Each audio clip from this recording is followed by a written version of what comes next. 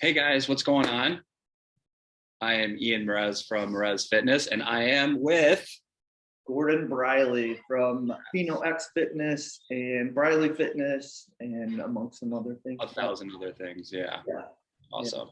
So today, guys, we thought it'd be a lot of fun to actually just have a conversation about some topics in fitness that kind of get misconstrued or whatever you want to say. There's a lot of information going around, obviously, and we kind of wanted to just clear some things up. Gordy, what did you kind of Yeah, like? there's a lot of bullshit. I mean, so much information that it's just completely irrelevant or wrong. Or one of my, I would say, least favorite ones that I hear all the time is kidney damage. That protein causes kidney damage, and that's just so far from true. Right. Unless you have a major kidney disease, something like that. So it's just there's so many misnomers or just really bad information. So yeah, I think it's great to have a conversation, Sure. spit some truth, and kind of just give some people some somewhat general advice. But just remember, we're not doctors.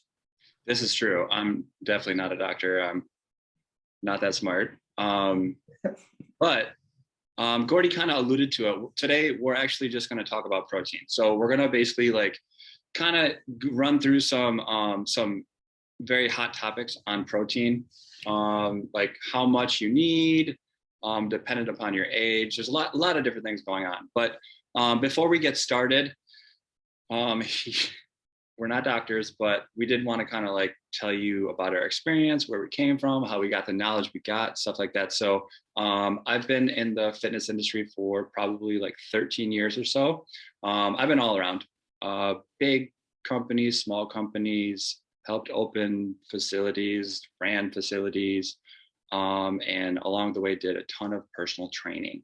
And that's what I currently do with Maures Fitness. We do in-home and virtual training along with health coaching. And I mean, I live the life. It's my hobby. It's my job. So obviously studying and learning more about it is something that I find very important. So Your like body, Gordy said, yeah, your body reflects you, man. you You can look totally see good. it with my 14 hoodies on. But yeah, we're not doctors, but what we really wanted to do is just like have a conversation and like really try to give you guys the best material that you guys can kind of like maybe we can break it down into layman's terms for some of you like beginners and stuff like that, and really just like hopefully you can leave here with a better understanding about maybe what you should or shouldn't have in regard to protein. Show. My name is Gordon Bradley. Once again, I've been in personal training, or I've been a nutritionist for 15, 16 years now. Seems like forever. And my passion is really helping people through good information and trying to, in some ways, keep it simple. But when it comes to this, a lot of this stuff, keeping it simple, we're not that simple. We're pretty complex as humans, and are different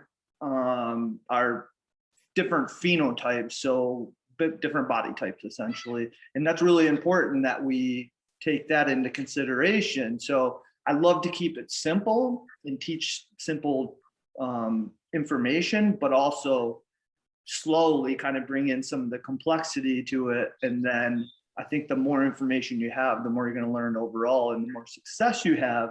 And if you're successful, it's going to just motivate you. So practical but informative is kind of my way of going about things. But I'm obsessed with seeing people change, and when you give them that good information, and that's why I love the fact that we get a chance to do this. So For sure. yeah, been a trainer forever, and fitness and nutrition is my lifestyle. So yeah. Sure. Well, also Gordy just opened up PhenoX Fitness, which is selling in-home equipment, That's awesome stuff. Yeah, customize. You can customize your stuff. So if you guys are like workout warriors at your house, I mean, hey, check it out. yeah, good stuff. So we're gonna roll into protein now. So we're gonna start it off by just talking about like what's the right amount to get, because I feel like a lot of the time, well, for me, and if I want to like talk about protein with my clients, the first thing I'll always have them do is keep a food journal for a few days to kind of see what their habits are, kind of what they're taking in per day, stuff like that. And I'm sure Gordy can relate to this. Like most of the time, clients don't eat a lot of protein at all, and it's like way under. And when I tell them like, hey, you should do this or get this, and their mind is like exploding. They're like, what? That much? Like, no way. But if you look it up, if you Google this, like how much protein should I get? The RDA or RDI, whatever you want to call it, recommended daily amount or intake is, what is it, Gordy? Yeah, so I think it's 0.08 or 0.8. So it's 0.8 kilograms, grams per kilogram, yeah. which breaks down to 0.36 grams per pound, yeah. Which is, I mean, like, yeah, so it's ridiculous. Like, really, it is ridiculous. Yeah, and that's completely interdependent on who you are, activity, and age. And that's some of the stuff that we can get into, because what's right for a teenager that's full of testosterone is going to be completely different than a 60-year-old lady that's, dealing with sarcopenia. So I think that's super valuable that we get into that. And that's like a minimum standard. And that's what I like people to realize, is we need a certain amount of calories, and a certain percentage of those calories should come from protein.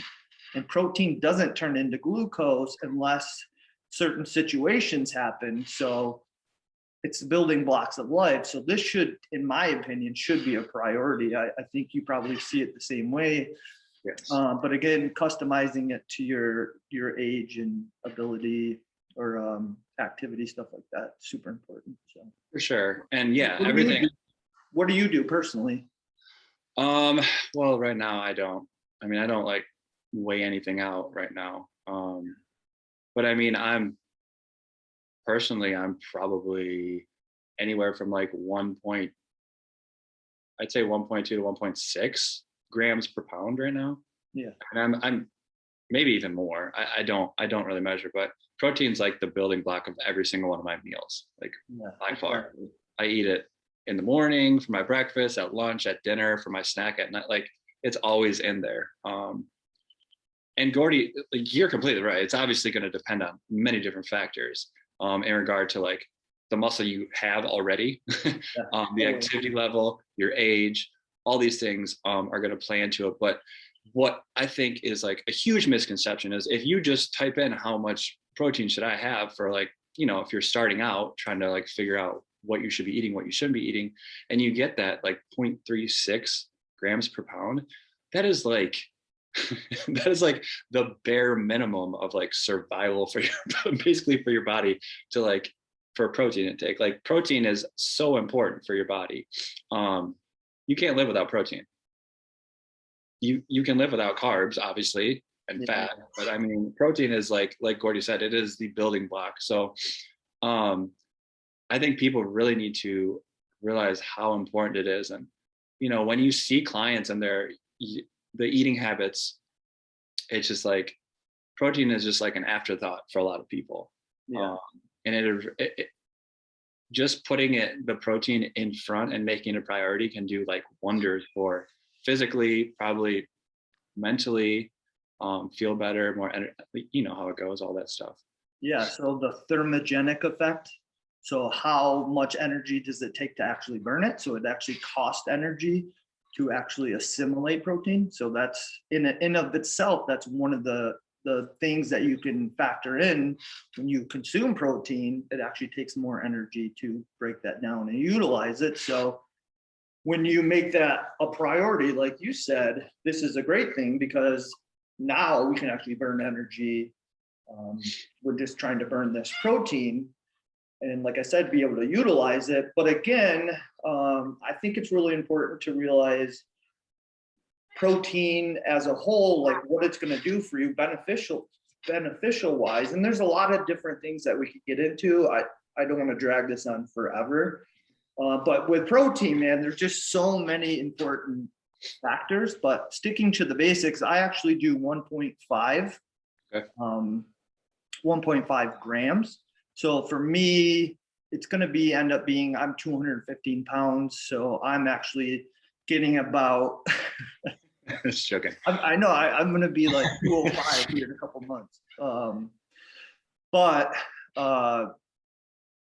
yeah, so I'm like 160 grams is kind of like my minimum, but I'm 40, 41, 42. I don't even know anymore, years old. And as you age, and this usually blows people's minds, as you age, your protein needs go up. So this is really important to realize is as you do age, and we have like constant, I mean, proteins usually in most people's diet, you actually have this something that's called anabolic resistance as you age. And like anything like insulin, leptin, ghrelin, all these different things, you can become resistant, and we tend to, become resistant to these things. So as you age, that number actually has to increase. So that's something that most people didn't know. And the other time that actually the needs go up dramatically is if you've had an injury. So if you're in the hospital with a trauma, needs go up considered sometimes double. So depending on how bad that trauma is. So I think something that's very simple for people to understand is like 1 gram is pretty easy to do the math. And that's like an absolute minimum. Mm-hmm. And again, I think just to try to make it quick is to realize if you're not exercising, that's different. If you're not breaking down tissue and having a need to repair, then your needs are going to be lower. And that's where we could get into this whole issue about vegetarian diets and how that's low protein. And maybe that's fitting for someone that isn't exercising, but trying to get enough protein, and the quality of protein does matter. Someone that's going to be exercising a lot, maybe that's not the perfect diet for them. And again, we can get into this stuff in different conversations, but as you age, and so someone that's 18, 17, 16, that age, teenage, their needs are actually on the low end because they have this hormonal cascade going on in the background that supports all this protein synthesis. So their needs are actually much lower. So like 30 grams per day or per meal, 4 to 5 meals for an athlete. And someone that's not an athlete would probably be 3 meals minimum, and that's 90 grams per day. That's pretty damn low. So that's really low. But like you said, I mean, they're flooded. At least males are flooded with testosterone. The building blocks. But think about this just for a second. So if 30 grams.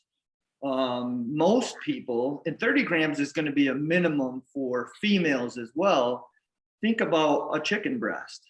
That's going to be, 6 ounces, 8 ounces is going to be what, 40 some grams of protein. It's like 7. I think it's like in a range from 7 to 9 grams per ounce of chicken.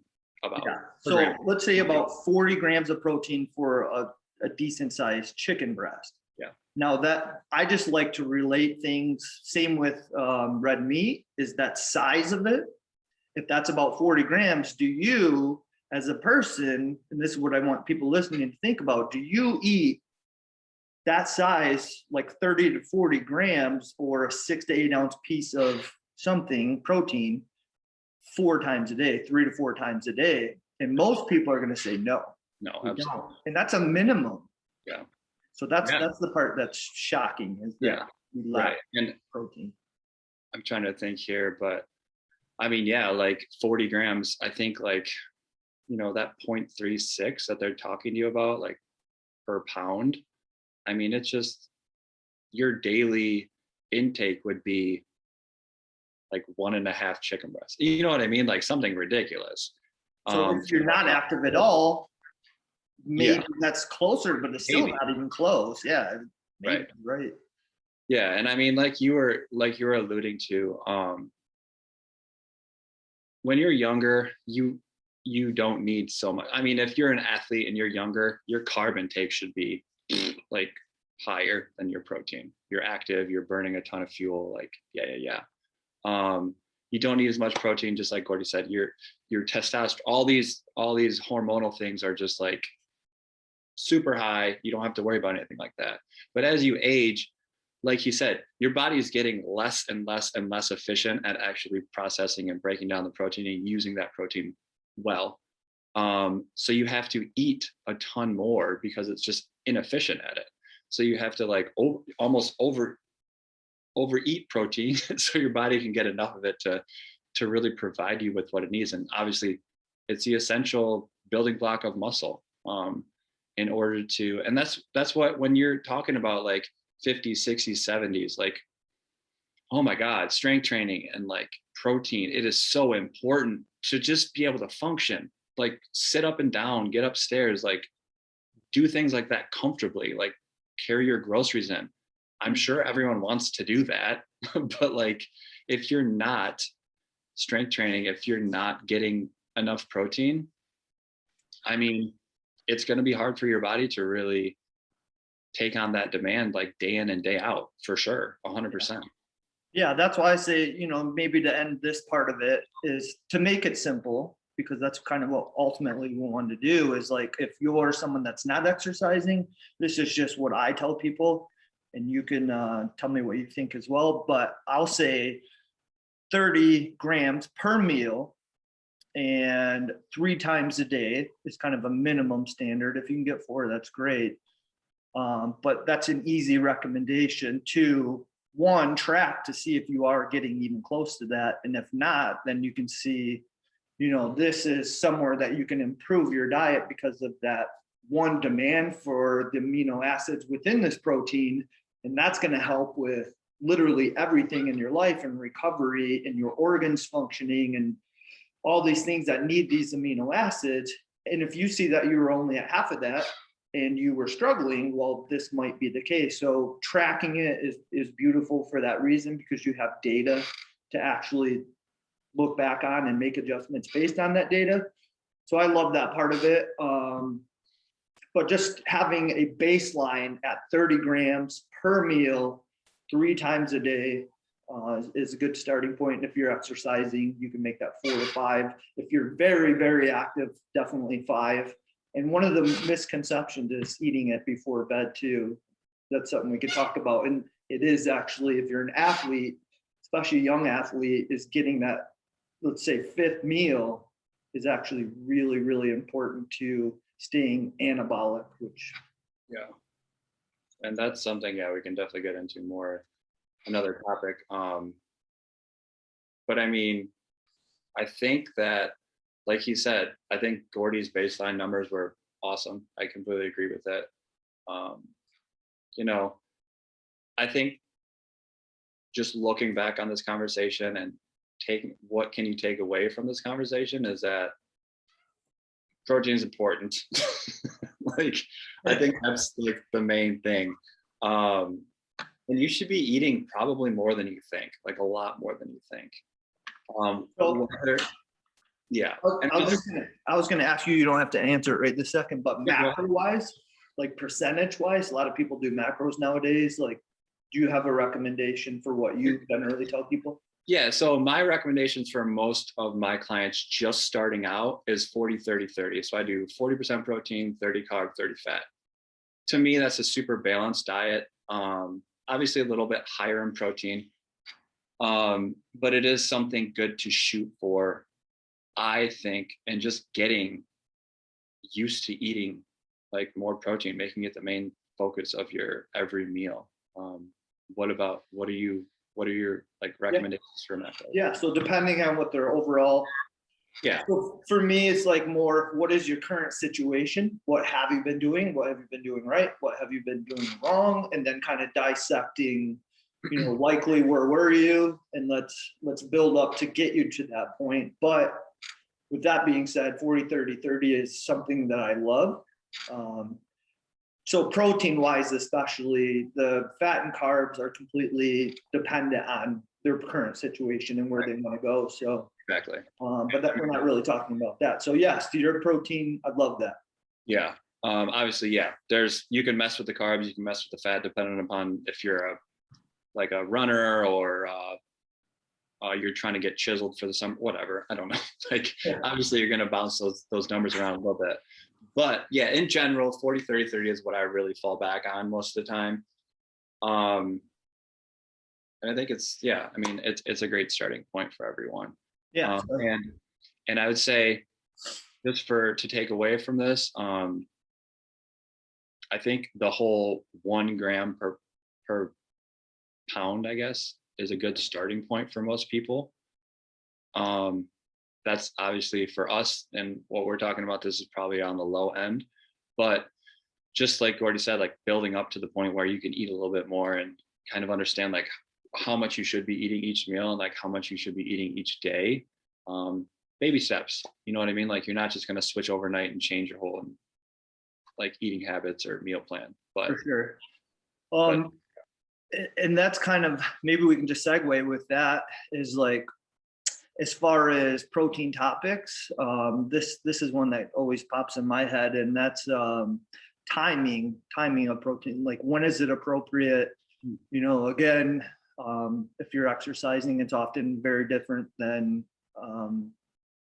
if you're someone that's not exercising. But there's a lot of misconceptions with, let's say, the anabolic window. You've heard that a million times. Like, yeah, actually, and this is where I've seen a lot of data or a lot of information that's just, it's just not true, and it doesn't really make sense. And part of that I wanted to get into was, as far as, so exercise itself is a stimulant towards protein synthesis, so being anabolic.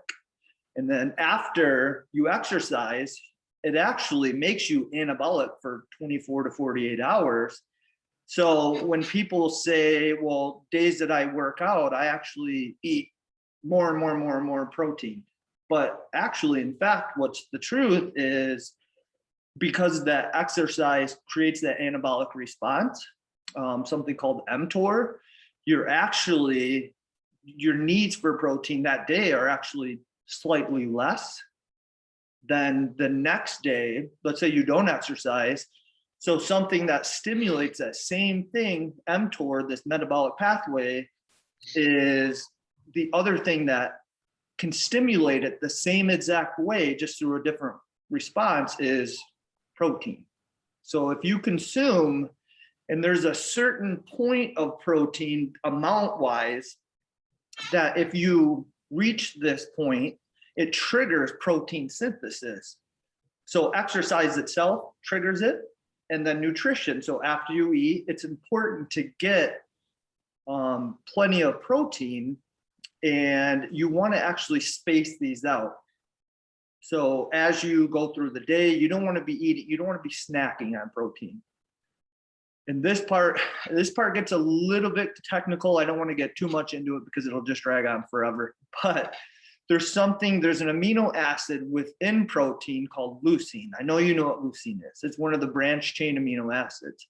And there's actually a trigger point that you have to build up to trigger that protein synthesis through mTOR. And that, for, let's say, females, is 30 grams. It's kind of what they think. But that's where quality actually matters too. So like, pea protein is very low in leucine, but whey is very high in leucine. So to get to that trigger point, that minimum kind of standard to kick off protein synthesis, it's really highly dependent on leucine. And that just kind of goes back to the need for getting good protein, but also the amount of protein. In guys, it's going to be more like 40 to 50%. And ultimately, what I was trying to get to is, like, if you exercise or you don't exercise the day after, you can still increase protein synthesis by eating large amounts of protein, essentially. And it has the same exact response. It's an anabolic response, which is crazy. That's cool. And part of it's like a self-defense mechanism for like anti-sarcopenia. When you get older, you can actually eat enough protein and save muscle mass without even exercising. It'll stimulate that growth, which is, or maintenance of muscle tissue. So I don't want to get off on too much of a tangent, but yeah, totally fine. it matters when you eat it.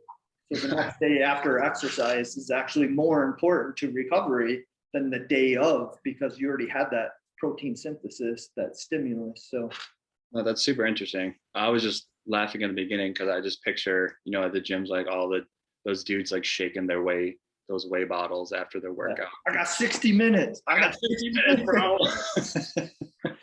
So, and I know, I mean, a lot of people ask me about that. Like, I gotta eat. I'm like, no, like, don't, like, you're fine. Like, don't worry about it. Like, eat, like, have a meal. Like, that's the best thing you could do, is like have a meal. If you're hungry, like after, to me, it's more important to like get some carbs in to like replenish the glucose after a workout. But I mean, yeah, you don't have like a time, like the clock isn't ticking down. Like you don't have to sprint towards anything to get. Yeah, because afterwards you have that anabolic response. You're kind of protected in some ways. Yeah. But soon thereafter, you can trigger that same response with that leucine trigger with another meal. So the goal throughout the day is to not eat small amounts of protein. You actually eat what they call bolus amounts, which is large amounts. So if each meal has 30 to 40 to 50, depending on your age, activity level, that stuff, and you re-trigger that protein synthesis, instead of not reaching that level and just having little bumps from the protein, the amino acids themselves. And one of the cool parts is you can actually just add leucine to like inferior protein, let's say pea protein. You can add just leucine and make it seem as though it's a more high quality, higher leucine content, like red meat would be. They naturally have a lot of leucine in it. So if you are a vegetarian and this is something that's important to you, it's really important to add in 2.5 grams of leucine to get that anabolic protein synthesis through mTOR response. But you don't want to graze, and that's where people are going wrong, is they're just eating a little. All you're doing is triggering insulin rather than eating big amounts and then it's like fasting and feasting, which is so important overall. That's a whole nother topic in itself, but you want to be fasting in these middle periods between your big meals and not have little insulin spikes all over the place. So yeah, like just eat meals throughout the day that are bigger and not snack. Yeah. And I mean, that's an actual topic we'll probably get into, like the the whole talking about, well, you should be having 19 meals throughout the day instead of, you know what I mean? Like, it's gonna keep your metabolism spike, it's gonna raise your metabolism the more meals you eat per day and stuff like that. That's a whole nother topic we will actually get into. But I think before we end this, Gordy did touch on some things that I did want to hit just really quick, and that's vegetarian and veganism, and in regard to protein. Obviously, when you take on that kind of lifestyle, which is completely fine, your choice, 100%. But you are going to have trouble finding really good high sources of protein unless you're supplementing. And that's a huge thing when you are doing a vegan or vegetarian diet, is that you have to be smart about it. And it's not just, I'm just going to eat a bunch of veggies and I'll be fine, especially when you're exercising, because you really have to like do some research on this and like break down like what you need to supplement your foods with, because you're not going to be getting certain things that are super important, because amino acids are so important and they are just so abundant in meats, animal meats, and you obviously are not you're not getting that. So if you're going to go that route, just make sure that you do your research, I would say. I mean, do you have anything to add? Yeah, I mean, that's exactly it. And people, the body's pretty amazing at just keeping itself alive. And a lot of times, and I don't want it to sound like I'm bashing a vegetarian lifestyle or a vegan lifestyle, um, but it is pretty limiting in that really specific way, you know, low leucine levels, low protein in general. Um, I actually, people are surprised with some of my thoughts regarding this, and that it comes down to, I think in life, it's really important to not over consume anything. And I think there's periods where you should actually have very low levels of protein. And there's talk about mTOR, the thing that drives protein synthesis and can be so valuable for protecting muscle, that it also can have that reverse effect if you overconsume. So I think that it's really important that people take periods of their life and actually lower their protein substantially to not over drive this mTOR pathway. And then, I mean, there's some connection to cancer, but I don't really believe that part of it.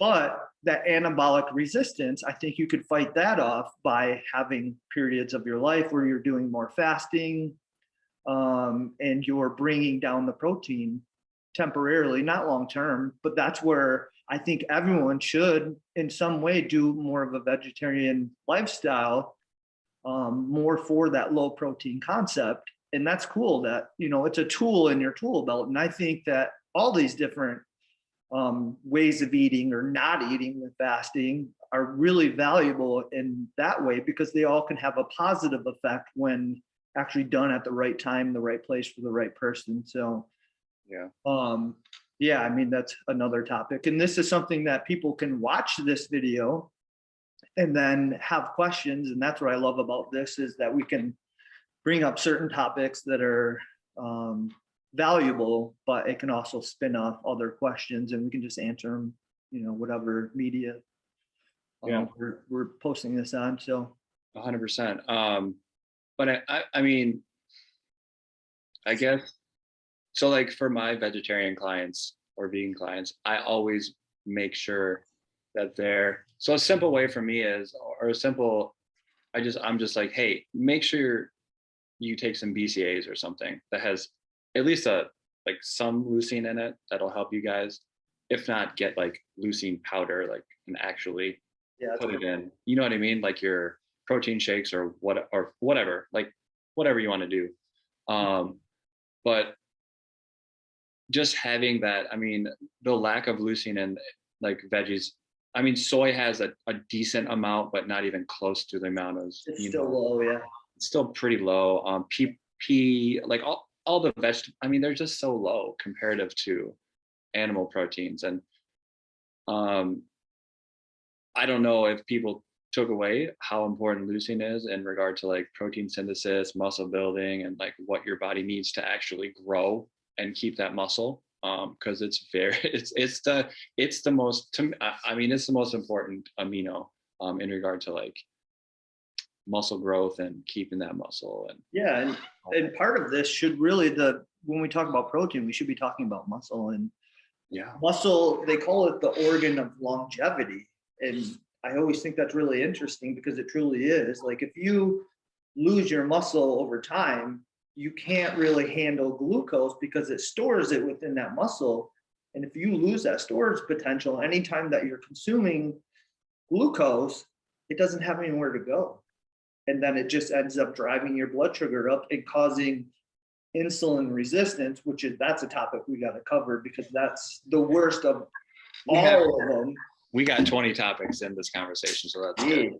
Yeah, lots of good content. But someone that is unhealthy currently, the most advantageous, the thing that you can do to reverse your health the quickest is to add muscle. And to add muscle, you're going to need that support of that protein. It's true. I mean, I'm 60 years old and I look pretty good. So, and it's just due to working out. Yeah. Did you say 60? Yeah, I did. Yeah, nice. My hairline, that makes me look 60. Me too, but it's all good. My favorite. But yeah, I mean, I think this is cool because we got like a bunch of different topics that we can really dive into at a different time. And obviously, like you said, people can like leave questions or whatever you want in the bottom wherever we if we actually post this, wherever we post this. Yeah. I'm joking. I just meant wherever. Um, but yeah, I think that was actually kind of cool. Like, I mean, if you have anything else to add, go nuts. But I think we touched on most of the stuff that we really wanted to get into. So Yeah, I think we can just continue the conversation with more specific questions that people ask. It's kind of a glance over things. It's difficult because, like, for me, it's like there's so many great, amazing things about protein and building muscle and, you know, protecting your health long term. And that's one of the things that, you know, we get into with older people. And that's something we can talk about in the comments. But the older you get, the more important muscle is. And most people actually, loss of life when you get really old is usually because of a fall or the result of that fall, you know, not being able to recover. And then slowly after these injuries, you just end up kind of a progression towards, you know, death, which is unfortunate. But it's all related to sarcopenia and loss of stability and strength and loss of the ability to exercise. And it's all correlated. So keeping your muscle mass now and doing it the right way by supporting it is the most important thing you can do. And it is the organ of longevity. So, and just for people, if you don't know what sarcopenia is, it just basically means the loss of muscle. Yeah. Like losing muscle. And everyone knows everyone's getting older. It doesn't matter how old you are, you're getting older every single day. And it's really never too late to start switching up your foods, start strength training, even, I mean, getting out there and doing some cardio. It's not great for muscle growth, but it's definitely good for cardiovascular health. So you can never start too late unless you're dead, I guess. Amen, sister. Yeah. Yeah. Something like that. Yep. So if you got anything out of this, exercise and get your protein.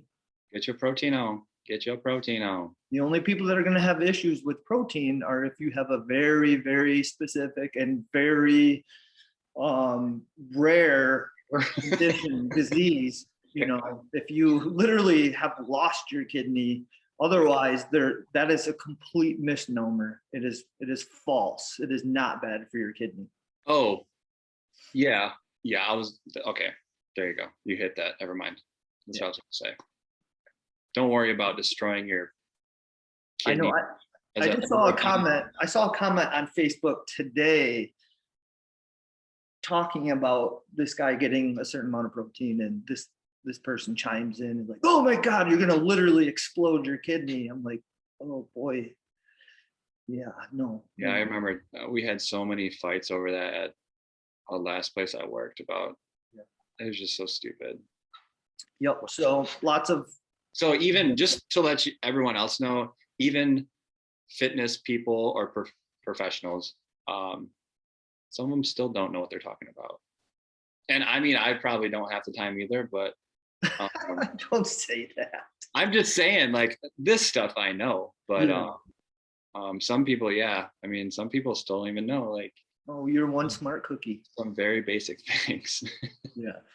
So yeah, good first chat, man. It's good to see your face. You too. And then we'll have some more conversations about some really cool in-depth or simple things, and just keep the information rolling, man. I like it. I want to help. Sure. Yeah. If anyone leaves a comment and they want something for us to discuss, maybe we'll hit that topic too. Whatever, doesn't matter. But we got a lot in store. Cool. That's for sure. I like it. Good show. All right. Good talk. Good talk, man. Peace.